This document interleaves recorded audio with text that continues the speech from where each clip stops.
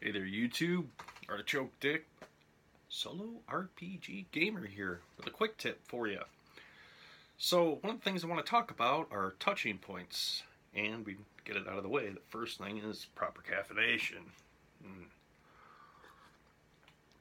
So, we're into September now, and pretty soon the nights are going to start getting cooler. You can already notice the nights are getting longer, and pretty soon the weather's going to start getting cooler. And at that point, we're going to start doing more indoor activities, and for the majority of you, I suspect that'll be gaming, tabletop gaming.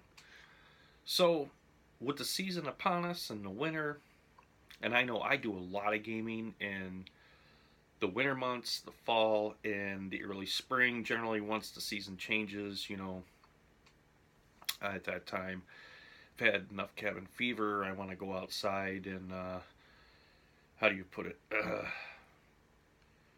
Rediscover the world outside of the constraints of the indoors.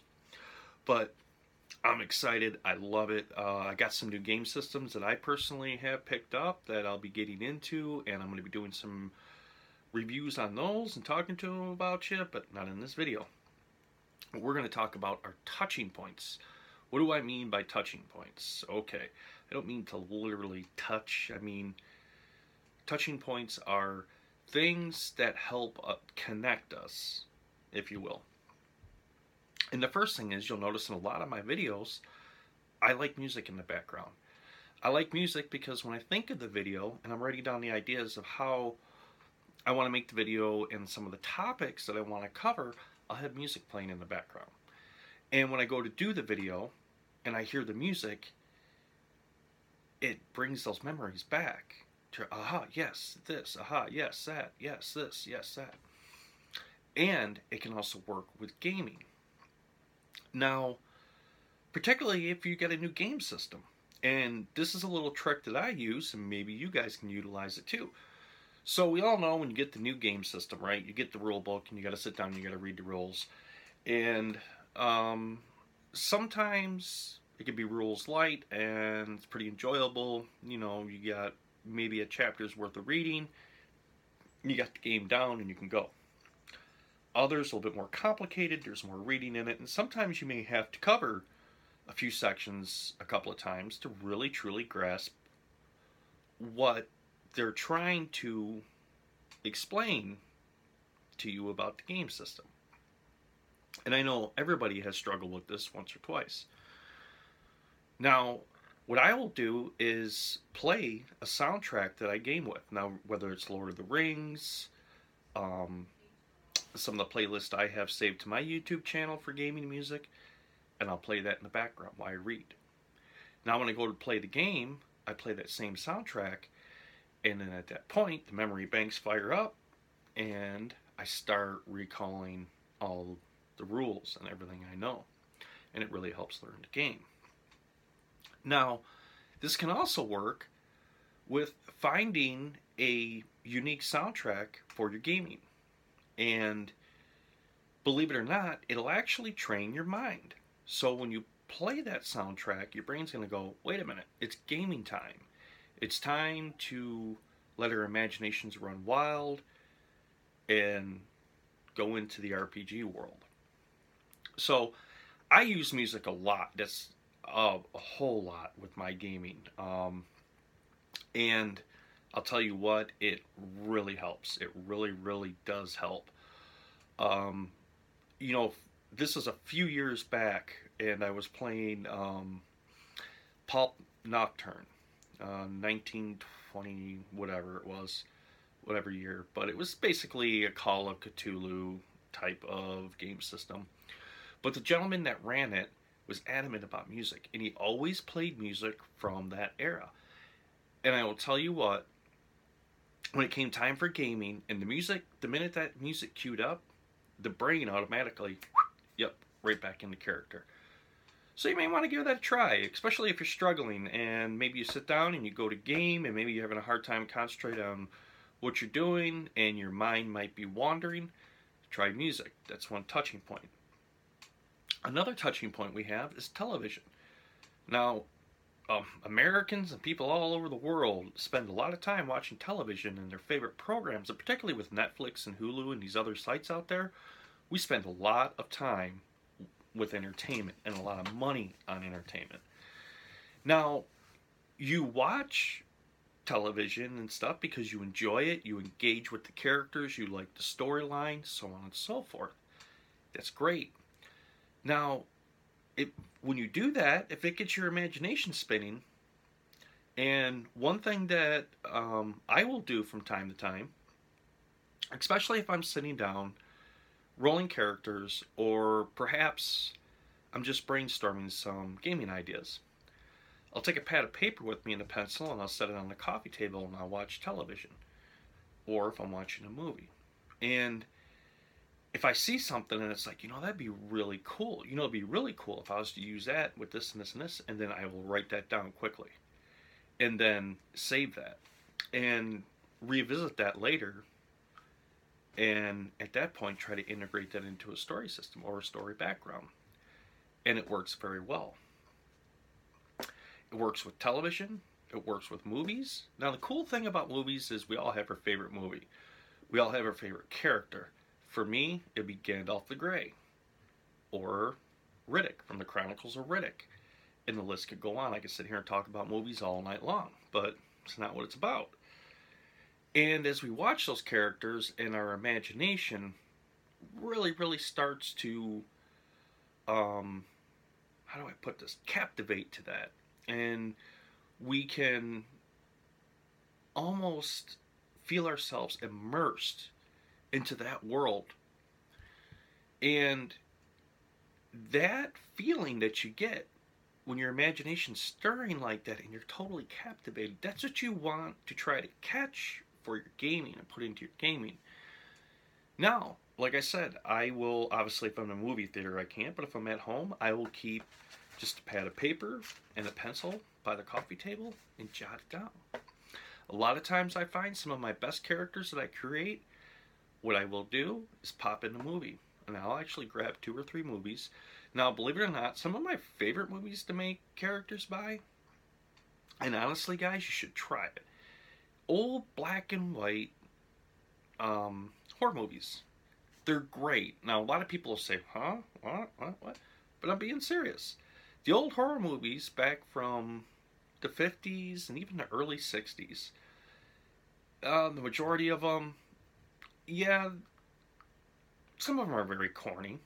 Some of the other ones, they're you can really see where a lot of the modern horror and pulp culture, you can see the origins there. But nevertheless, the cool thing about it are the characters, because they didn't have all the special effects and everything that they have now. So, the actors really had to act very well. And they really acted their parts of their character very well. And so, when I create characters, that's one thing that I like to do. I like to watch my old black and white monster movies and, you know, sit back and it's like, yeah, this is cool. And no, it's not with every time I do that. I watch a lot of more modern horror movies and stuff like that, and same thing. I'll sit down and I'll play a movie and I'll create a character as I'm watching the movie and my imagination's going and I start coming up with ideas. And that's what I mean by touching points, guys. Now, the last one, believe it or not, if you enjoy to read, some people, they don't like to read. I enjoy to read. I enjoy to read a lot. Unfortunately, the older I get, as we all do, your eyes are not the greatest. So, unfortunately, I can't read like I used to be able to and just sit for hours on end and read and enjoy a really good book. Haven't been able to do that in a while. I'm at that point where I got to put on the reading glasses, and then you get the magnification, and you know what I'm saying. Yeah, I think some of you out there know exactly what I'm talking about. But anyway, so, but books are excellent. Books are an excellent source to sit down and get some touching points and get some ideas, not only for stories, for characters, ideas. Um, not every single RPG story has to be right out of a book. It doesn't have to conform exactly. As I said before, books are just tools. That's all they are for your imagination. And you should utilize them like that. Don't worry about, some of the books will give you an example of how the developer created an adventure and how the developer of the game system imagined the adventure in his imagination. That should not limit you. If anything, that should be a stepping off point for you to even go further. So, a couple of things I wanted to show you here. I picked these up, and the cool thing about the internet and social media is, and I have to thank my wonderful wife for this. I mean, she is really cool. She actually brought it to my attention because one of the groups she's in on Facebook, somebody had posted these, and I had bought them. I got them for a great deal, and I got a big lot of these books for about $25. So I'm going to show them to you. I have not read them yet. A couple other books that I've started first that I'm still working on before I get to these. But just to show you guys, especially for you Dungeons and Dragons enthusiasts out there. So we got these right here. This one is First Encounters, and this one is Shadow Plague. Now, this is created by Wizards of the Coast. They are graphic novels, as you can see. And the cool thing about these, yes, it's a story, but it's also Wizards of the Coast, and the storyline is going to show you how the characters run within their system and their encounters and the world they how they interact with their world that they're in. And believe it or not, sometimes that's really a good way to learn more about RPG system, particularly Dungeons and Dragons. I'm going to use a really good example. The old cartoon from the 80s, Dungeons and Dragons. Loved it. I've seen every episode. I won't lie. Still to this day, I will watch Dungeons and Dragons. I got this set over here. Now, the cool thing about it is any role-playing game is so vast, open-ended to what you can do. And when you sit down and you actually watch this cartoon that was made for children, obviously, on Saturday mornings, but the way that they did the cartoon, you sit back and you look at the storylines, and it really gives you a different outlook on the game itself. And I have come up with some really cool ideas by just watching those old episodes. Now, I have to admit, I'm an old movie buff, and I like the old movie stuff, so I don't think there's anything wrong with that. Matter of fact, I enjoy it. But guys, I hope this helps you. And when it comes to touching points, like I said, I've noticed in a lot of the comments, some people said they're having a hard time figuring out where to start. They're having a hard time maybe getting the story going and keeping things motivated and rolling along. And I'll be honest with you, some of the best adventures I've ever played, I've had no plan. I've just sat down, rolled up some characters, and said, hey, I just want to play solo RPG. Blank piece of paper. This is my starting point. And I mean, I demonstrated that with Palladium Fantasy in the last video I did. I had no direction, no pre-planned anything. As I sat down, I hit record and said, yeah, hey, we started out in this village, we're going to get this for this guy, blah, blah, blah. And from there, I have been playing that and progressing my characters through that and having fun with it. And sometimes those are the best. Those are the best. So when it comes to RPG, guys, one thing I'm going to tell you, a lot of you guys that are just maybe getting into this hobby, and you're probably sitting back and you might be thinking, am I doing this right? Am I doing this right? Am I doing this right? Okay, you got to get that out of your head.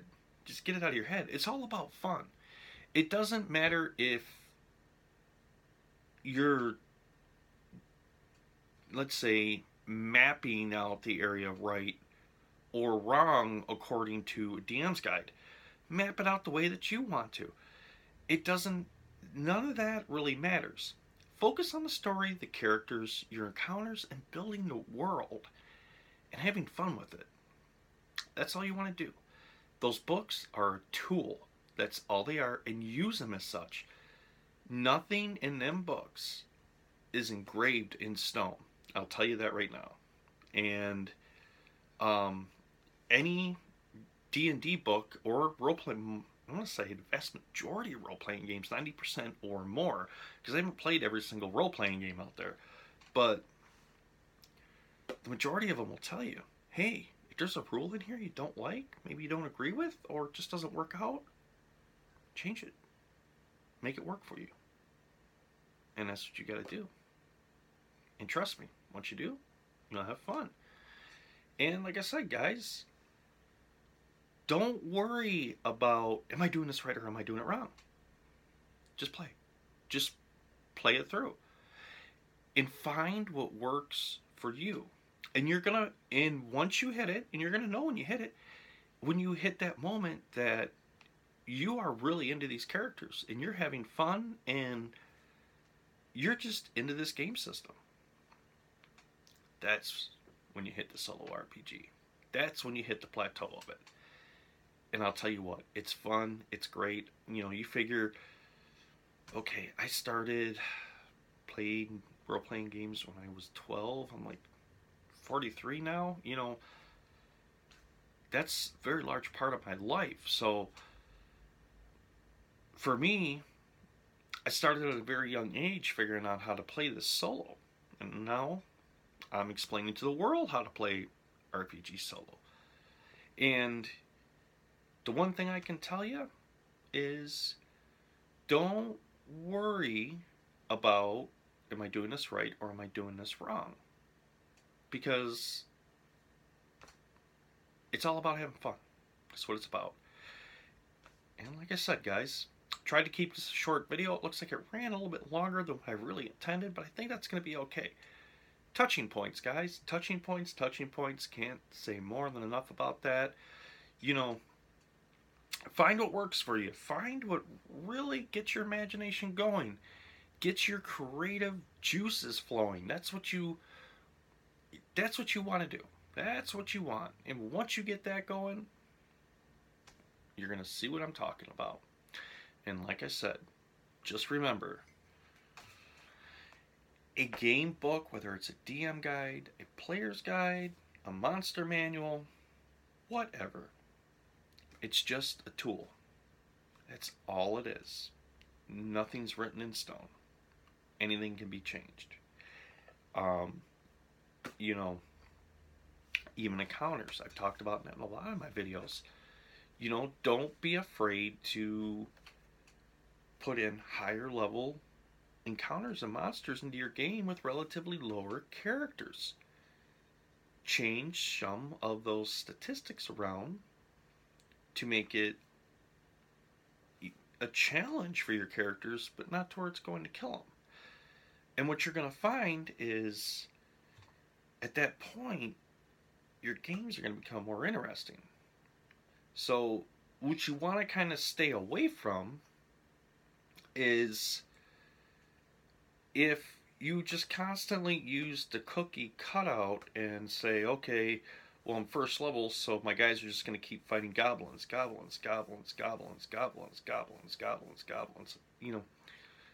After a while, you're going to get bored with that because it's the same statistics. It's same. At that point, you're just rolling the dice. Break it up a little bit. Break it up and put in some bigger encounters. Change the statistics. Make it work for you, and you're going to see how that's going to add into the story. And you're going to see how, at that point, your systems will start to come, how do I put it, more real to life as in a gaming aspect, and you guys will love it. You will love it. I will promise you. But don't be afraid to take that leap. And don't be afraid. Change it up. And like I said before in my last video, don't worry about characters dying. Do what I do. Get yourself a loose leaf binder, and once some characters are dead, put them in a binder. And you got a character vault. And then at that point, you know, if you don't like the RPG you're on, maybe there's something, you know, you looked at, because I'll be honest with you, it's you're kind of like a mad scientist in a lab, you know, you're mixing a bunch of concoctions together to see what's going to work. And that's what it's about. And sometimes you get excellent ones, sometimes you sit back and you go, you know, some of this stuff needs to be changed. Change it. Change it for you and run with it. And I'll tell you what, that's the secret. That's the secret. A lot of you guys I see out there struggling, and that's where it's at. Don't, you know, find your touching points. Find what works for you. Whether it be music, books, television, movies, to get your creative juices flowing. Start writing down some of them ideas to remind yourself to integrate into your stories. And some of the things that you may find interesting, start at that point integrating those into your characters or your storyline. Now, I can tell you, don't be afraid. Don't be afraid to change anything about a class at that point. If you got a really cool storyline, but you're looking at your character classes and you're going, well, you know, this doesn't really fit, change them. As a matter of fact, maybe take those character classes and make a template and make a new character class to fit your story. There's another way to do it. And don't be afraid to challenge yourself with higher encounters. And the most important thing is, guys, most important thing, don't worry when you start out, am I doing this right or am I doing this wrong? It's a game. That's all it is. And any game you play, the first couple of times you play it, you make mistakes. Just like if you acquire a new board game. First time you play it, you might be a little bit confused on the rules. Second time you play it, you look at it and the light bulb goes off and you go, oh, that's what they mean. It's the same thing. Hope this helps, guys. Telling you what, man, I just love making these videos, and thank you guys so much for supporting me, all your kind words, your support, all you guys that have engaged with the Facebook group. I'm loving it. I am just loving it. And for you new subscribers, you know, hey, welcome.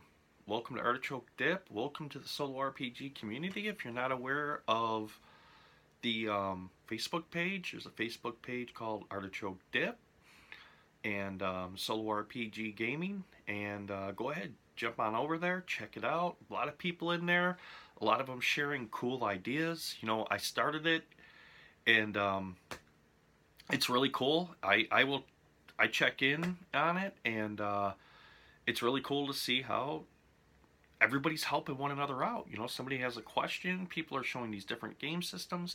There's so many cool ideas coming out and people helping one another, and it is a cool thing. I mean, it really is. It really is. Man, I can't tell you how good it makes me feel. I read the comment last night, and the gentleman, the way he said, you know, since I found your channel, I don't play video games, computer games like I used to all the time. I play more tabletop games now, and I have a lot more fun with them. That's awesome, guys. That is awesome. That's what really drives me to make these videos and keep going. Because when I can show you the way to do a solo RPG, and you can experience that moment that captivates your imagination. It's magical. It really is. And